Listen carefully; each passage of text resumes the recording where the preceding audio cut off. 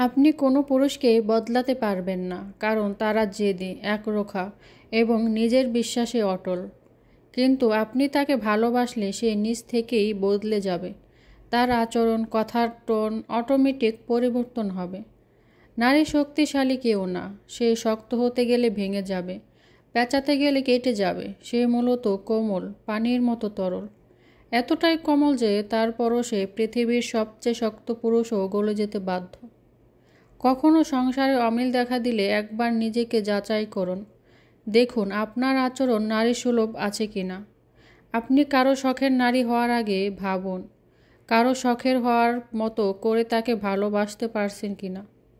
তালাক হয়ে যাবে, সবাই উপস্থিত, সালিশ চলছে।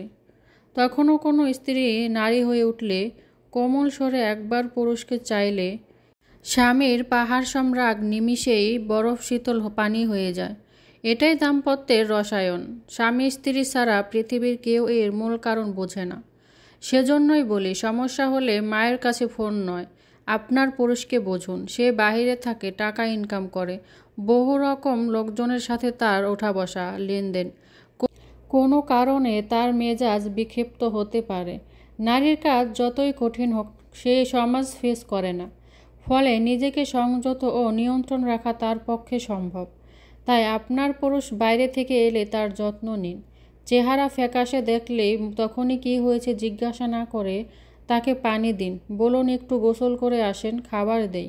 পরে ঠান্ডা মাথায় জিজ্ঞেস করুন কী হয়েছে।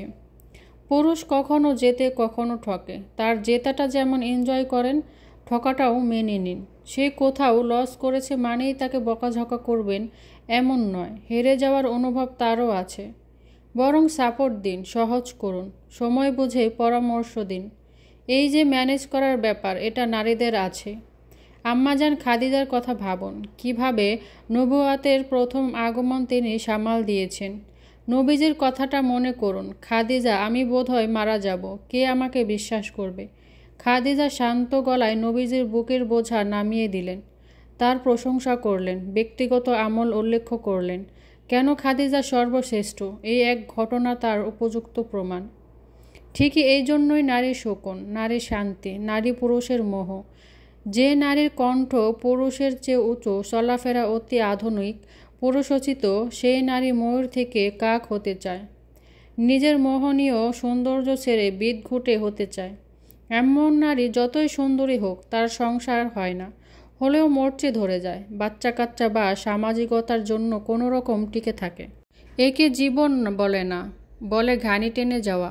সুতরাং নারী, আপনি বরং নারীই হন, কোমল হন, শান্ত হন, নরম হন, শকুন হন। দেখবেন পাথরের মতো পুরুষও আপনার ফোঁটা ফোঁটা ভালোবাসার সামনে নিজেকে বিলিয়ে দিতে বাধ্য হবে।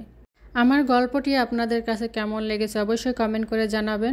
ধৈর্য সহকারে ফুল ভিডিওটার সঙ্গে থাকার জন্য আপনাদেরকে অসংখ্য ধন্যবাদ। ভালো থাকবেন, সুস্থ থাকবেন, দেখা হবে পরবর্তী ভিডিওতে। আল্লাহ হাফেজ।